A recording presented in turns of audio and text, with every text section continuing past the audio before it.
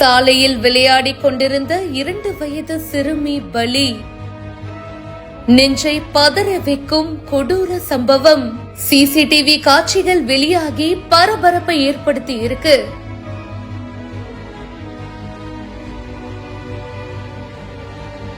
தெலுங்கானாவில தாங்க இந்த சம்பவம் நடந்திருக்கு. சாலையில பாத்தீங்கன்னா ஒரு 2 வயது சிறுமி விளையாடிட்டு இருக்காங்க. அது ஒரு காலனி மாதிரி இருக்கு. அங்க ஓரத்துல காரை பார்க் பண்ணிருக்காங்க. அந்த கார் ஓட்டுநர் பாத்தீங்கன்னா அந்த காரை வெளியில எடுக்க ட்ரை பண்றாரு. அப்போ சாலையில அந்த 2 வயது சிறுமி உட்கார்ந்துட்டு விளையாடிட்டு இருக்காங்க. அந்த குழந்தை அங்க விளையாடிட்டு இருக்கு அப்படின்னு அந்த ஓட்டுநரும் சரியா கவனிக்கலங்க. அந்த 2 வயது சிறுமி மேல கார் மோதி இருக்கு.